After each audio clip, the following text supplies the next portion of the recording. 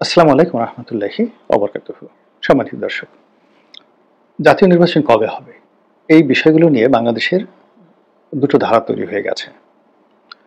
প্রধান রাজনৈতিক দল বিএনপি চাচ্ছে ডিসেম্বর মাসে নির্বাচন হতেই হবে।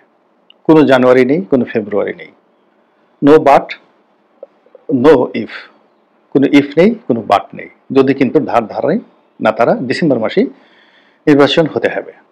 এক।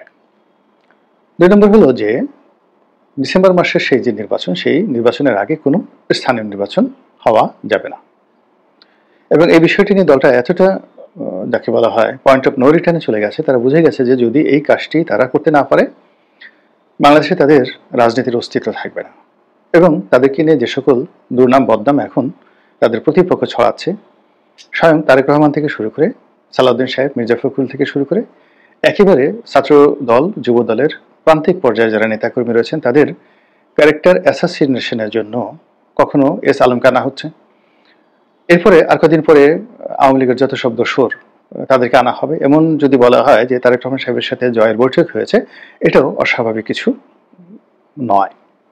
প্রচারণাটা অন্যভাবে চলছে এবং এই প্রচারণাটা চলতে চলতে বিএনপির যে সম্ভাবনা, সেটা অঙ্কুরই বিনাশ হবে বলে বিএনপি মনে করছে। ফলে তারা ডিসেম্বরে নির্বাচনের ব্যাপারে এক চুল ছাড় দিতে নারাজ। এক। দুই নম্বর হলো যে তাদের প্রতিপক্ষ কারা, ছোট ছোট দল এবং জামাত এবং ইসলামী যারা সংগঠন, তারা 10 থেকে 12টি ইস্যু নিয়ে বিএনপির সঙ্গে মতদ্বৈধতা করছে। প্রথম বিষয় হলো যে ভোটটি আনুপাতিক হারে হতে হবে। এর কারণ হলো এখন যে প্রচলিত বিধান, সেই বিধান অনুযায়ী যদি নির্বাচন হয়, সেখানে বিএনপি একক সংখ্যাগরিষ্ঠতা পাবে।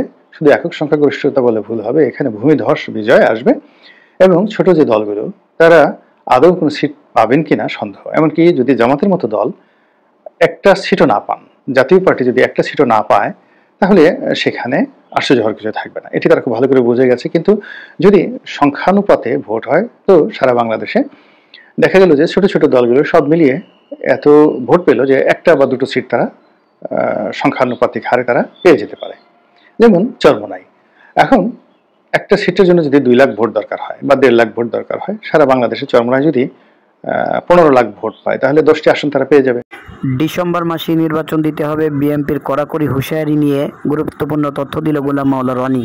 লাভবান হবে জামাত। অ্যাটলিস্ট ধরুন 30 লাখ ভোট যদি তারা কালেকশন করতে পারে বা 40 লাখ ভোট যদি তাদের হয়, তারা আলটিমেটলি 30, 35 বা 40টি করে সিট তারা জাতীয় সংসদে পাবে। এবং এই সমানুপাতিক হারে ভোটের ফলে পার্লামেন্ট একটি যাকে বলা হয় রঙিন বর্ণিল পার্লামেন্ট হবে, এটি সত্য। আবার সমস্যাও আছে। সমস্যা আছে যে এই লোকগুলো কখনই এমপি হওয়ার যোগ্যতা রাখে না। কোন একটি নির্বাচনী এলাকায় তাদের বিশ্বস্ততা নেই, কমিটমেন্ট নেই। সে সকল মানুষ যারা ডিজিএফআই থেকে, এনএসআই থেকে টাকা পয়সা খেয়ে লাফালাফি করেছেন, এই সমস্ত লোক দেখা গেল এমপি হয়ে গেলেন। আবার সমানুপাতিক হারে এমপি হওয়ার পরে তাদের কোনো নির্দিষ্ট নির্বাচনী এলাকা থাকবে না। অনেকটা মহিলা এমপিদের মতো তাদেরকে বিভিন্ন কনস্টিটুয়েন্সি ভাগ করে দেওয়া হবে তদারকি করার জন্য, এবং সেই এলাকায় তারা যাবেন, জনগণের সঙ্গে তাদের কোনো সম্পর্ক থাকবে না।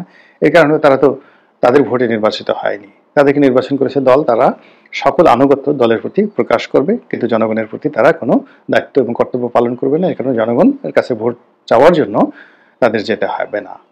তো এক্ষেত্রে রাজনৈতিক দলগুলো আগামীতে ভীষণ একটা সংকটাপন্ন অবস্থায় পড়বে যদি সমানুপাতিক হারে হয়। এরকম নেগেটিভ অনেক কথাবার্তা আছে, কিন্তু যারা আন্দোলন করছেন যে সমানুপাতিক হারে নির্বাচন হোক, তারা তো তাদের স্বার্থ দেখবেন, তারা তো আর আমাদের স্বার্থ দেখবেন না। তো এরকম একটা বিষয় রয়েছে। অন্যদিকে ডক্টর মোহাম্মদ ইউনূস, তিনি একটা দল করার চেষ্টা করছেন। ইতিমধ্যে একটা দল তৈরি করা হয়ে গেছে, আরও বেশ কয়েকটি দল পাইপলাইনে আছে, তারা আসবে।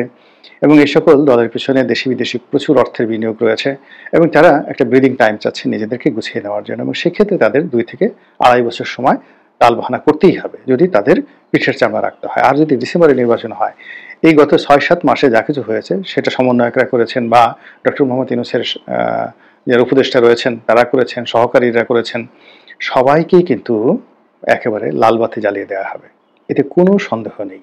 কাজেই তারা তাদের সর্বোচ্চ মেধা, যোগ্যতা, কানেক্টিভিটি, পাওয়ার সবকিছু ব্যবহার করে এই যে বিএনপির যে একটা আলটিমেট টাইম, এই আলটিমেট টাইমটিকে তারা পিছিয়ে দেওয়ার সর্বোচ্চ চেষ্টা করবে।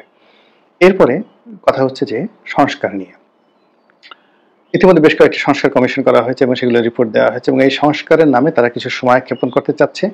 আর এর মূলে তারা যে কথাগুলো বলার চেষ্টা করেছে যে এটা একটা বিপ্লবী সরকার, এই বিপ্লবী সরকারের কতগুলো কমিটমেন্ট রয়েছে। এর কারণ হলো এই বিপ্লবে মানুষ আত্মাহুতি দিয়েছে তো সেই আত্মাহুতির বিনিময়ে তাদের বিদেহী আত্মাকে যারা মারা গিয়েছেন যদি প্রশান্তি দিতে হয়, তাহলে তাদের জন্য বা তাদের পরবর্তী প্রজন্মের জন্য যেটি ভালো হয় সেই কাজগুলো তারা করবেন। এখন এখানে রাজনৈতিক সরকার বিভিন্ন সময় যখন ক্ষমতায় আসে, তারা খুব তাড়াহুড়ো করে অনেকে নিজেদের আখের গুছাতে চায়, অনেকে পরবর্তী ইলেকশনে কিভাবে জেতা যায় সেটার জন্য সলসা তৈরি করে, এবং প্রতিপক্ষকে ঠেঙানোর জন্য যে ধরনের আইন কানুন দরকার সেই আইন কানুনগুলোকে তারা আরো শক্তিশালী করে। আগে যে মন্দ আইন রয়েছে তার চেয়ে আরো মন্দ আইন তৈরি করার ব্যাপারে তারা কোমরে গামছা বেঁধে উল্লঙ্ঘন করে। ফলে স্বাধীনতার পরে বহু সরকার এসেছে এবং তারা কেউ কাজের কাজ করেনি। যেমন দেখুন এখন জেলখানাতে আওয়ামী লীগের যারা নেতৃবৃন্দ রয়েছেন, তো তারা সেখানে বসে সারাদিন ইয়ানফসি করেন এবং তারা ভাবেন, ইস, আমাদের ক্ষমতা যখন ছিল আমরা ইচ্ছে করলে এই জেলখানার এই কেবিনগুলোকে আমরা এয়ার কন্ডিশন লাগিয়ে দিতে পারতাম। ইস, আমাদের যদি এইভাবে আসতে হতো। আমি নিজে জেলে ছিলাম, আমি যে রুমে ছিলাম সেই রুমে একসময় সালমান এফ রহমান সাহেব ছিলেন। তো আমি শুনেছি যে সেই রুমে থেকে তিনি সারাক্ষণ কোরআন শরীফ পড়তেন, তেলাওয়াত করতেন আর কান্নাকাটি করতেন এবং বলতেন যে এখান থেকে তিনি যদি ছাড়া পান জীবনে আর মন্দ কাজ করবেন না। কিন্তু কি হলো, 7 দিন হয়ে সারতে পারেনি। জেল থেকে বের হয়ে তিনি কিন্তু তার সেই সাবেক যে কাজগুলো আগের চেয়ে বেশি করেছেন। একইভাবে বিএনপি এবং জামাতের অনেক নেতা জেলখানাতে ছিলেন। তারেক রহমান সাহেবের অনেক ঘনিষ্ঠজন জেলখানাতে ছিলেন। তারা ওখানে বলেছেন যে কি করেছি, না হয় একটু চুরি করেছি, একটু সুট্টামি করেছি, একটু জেনা করেছি, ব্যভিচার করেছি, আর জীবনে এই কাজ করবো না, তওবা আস্তাগফিরুল্লাহ, সারাদিন কোরআন শরীফ পড়ে পড়ে ফাটিয়ে ফেলেছে। কিন্তু এই লোকগুলো যখন জেল থেকে বের হয়েছে, তাদের সেই সিদ্ধান্ত থেকে মানে ডেভিয়েশন হতে তাদের 5 মিনিট সময় লাগেনি। তো এই হলো যাকে বলা হয় প্রকৃতি এবং পরিবেশের সঙ্গে যাদের মধ্যে রক্তের মধ্যে খারাপ জিনিস ঢুকে থাকে, ক্রিমিনাল বাই বর্ন। অর্থাৎ যে সকল মানুষ অপরাধ করে, সেটা যে কোনো অপরাধী করুক না কেন, সে যতই তওবা করুক, যখনই সুযোগ পায় তার ওই শরীরের মধ্যে ওই জিনগুলো তাকে লাফায় যে তুমি এই ধর্ষণ করো, তুমি চুরি করো, তুমি ডাকাতি করো, তুমি মিথ্যা কথা বলো, তুমি ছলচাতুরি করো, তুমি মুনাফিকি করো। এই জিনিসগুলো সৃষ্টিকুলের একটা বৈশিষ্ট্য। আর যারা ভালো মানুষ by born, they are good man, তাদেরকে আপনি যত মন্দ জায়গাতে নিয়ে যান না কেন, চোরের দলে নিয়ে যান, সেখানে বসে বসে সে তাদেরকে ধর্মের বাণী শোনাবে। চোরের সাথে যাচ্ছে, চুরি দেখতেছে, সবকিছু করতেছে, কিন্তু কোনো অবস্থাতে সে এই সমস্ত কাজে অপকর্মে অংশগ্রহণ করে না। এটি হলো ভালো মানুষের একটা প্রকৃতি। তো যেটা বলছিলাম যে এখন যারা বিপ্লবী সরকার, তারা নিজেদেরকে ভালো মানুষ মনে করছেন এবং তারা মনে করছেন রাজনীতি যারা করেন ডাফার, তারা লোফার, তারপরে আরো অনেক কিছু, টাউট, বাটপার, এই লোকগুলো ক্ষমতা আসার সাথে সাথে সবকিছু ভুলে যাবে এবং আরো মন্দ কাজ করবে। কাজেই আমরা সংবিধান সংশোধন থেকে শুরু করে আরো যে সকল ভালো ভালো কাজ রয়েছে জাতির জন্য কল্যাণকর, এগুলো করে যাব। এরপর আর একটা বিষয় রয়েছে, প্রত্যেকটা মানুষই অমর হতে চায়। এখন যারা এই ক্ষমতায় এসেছেন, তারা ক্ষমতা লাভ করার পরে, যেমন আসিফ নজরুলকে নিয়ে কথা হচ্ছে, ট্রল হয়। আসিফ নজরুল বিভিন্ন সময় বলেছেন, ইস, আমি যদি কোনোদিন মঞ্চে হতে পারতাম, আমি এটা করতাম, এটা করতাম। এখন এগুলো নিয়ে হাসি তামসা হচ্ছে, বিকজ এখনো পর্যন্ত তিনি তার সফলতা দেখাতে পারেননি।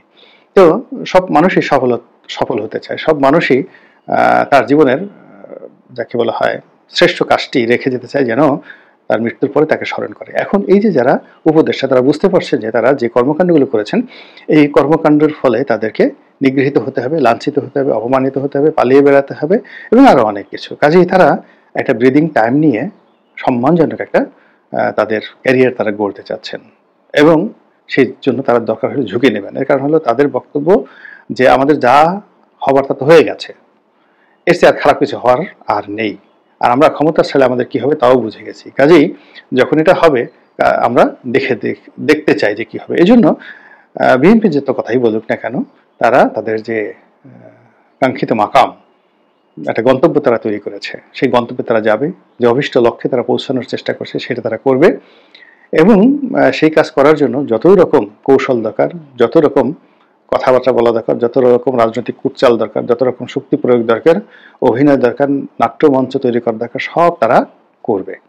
এখন তাদের যে অবস্থা, বাঁচলে গাজী, মরলে মানে এটা শহীদ বলা যাবে না, মরলে একেবারে জাহান্নাম। তো মরলে যদি জাহান্নামে যেতে হয় আর বাঁচলে যদি গাজী হওয়া যায়, তাহলে গাজী হওয়ার জন্য তাদের বেঁচে থাকতে হবে এবং সেই চেষ্টা কিন্তু তারা দশ হাতে করছে। আর অন্যদিকে তাদের এই যে মনোবৃত্তি, এটা বিএনপি বুঝে গেছে এবং বিএনপি জানে যে যদি ডিসেম্বর পর্যন্ত তাদেরকে অপেক্ষা করতে হয়, তারপর আগামী মার্চ এপ্রিলের মধ্যে যদি নির্বাচনের তফসিল ঘোষণা করা না হয়, তাহলে এই দল ধরে রাখা, দলের নেতাকর্মীদেরকে স্থির রাখা, এবং দলের যারা শীর্ষ নেতৃবৃন্দ তাদেরকে দুর্নাম এবং বদনাম মুক্ত রাখা খুবই কঠিন একটা বিষয় হয়ে যাবে। এর বাইরে সমাজে নানা রকম অপতৎপরতা শুরু হয়ে গেছে। চুরি ডাকাতি বেড়েছে, রাহাজানি বেড়েছে, খুন ধর্ষণ বেড়েছে, ঘুষ দুর্নীতি বেড়েছে এবং আর কয়েকদিন পর যদি গুপ্ত হত্যা বেড়ে যায় তাহলেও অবাক হওয়ার কিছু থাকবে না। এবং সেই গুপ্ত হত্যার মধ্যে বিএনপিকে ফাঁসানোর জন্য বা বিএনপিকে বিরাজনীতিকরণ করার জন্য তার প্রতিপক্ষরা যদি মাঠে নামে সেটা সামাল দেওয়ার মতো অবস্থা এখন বিএনপির নেই। তো কাজেই বিএনপিকে নির্বাচন চাইতেই হবে, তাদের বাঁচার জন্য, তাদের অস্তিত্বের জন্য তাদেরকে নির্বাচন চাইতে হবে। এবং এটা ডিসেম্বরের মধ্যে, জানুয়ারিতে যদি চলে যায়, ফেব্রুয়ারিতে যদি চলে যায়, তাহলে বিএনপির হাতে আর সেই চাবিকাঠি থাকবে না, এটি চলে যাবে অন্যের হাতে, তৃতীয় পক্ষ, চতুর্থ পক্ষ, পঞ্চম পক্ষ, এমনকি আওয়ামী লীগের হাতে। কাজেই এই যে একটা টাগ অব ওয়ার চলছে, এই যুদ্ধ আমাদেরকে কোথায় নিয়ে যায়, কোন পর্যায়ে নিয়ে যায়, সেটি এখন দেখার বিষয়। মহান আল্লাহ রাব্বুল আলামিন আমাদের সবাইকে হেদায়েত দান করুন এবং হেফাজত করুন। আসসালামু আলাইকুম ওয়া রাহমাতুল্লাহি ওয়া বারাকাতুহু।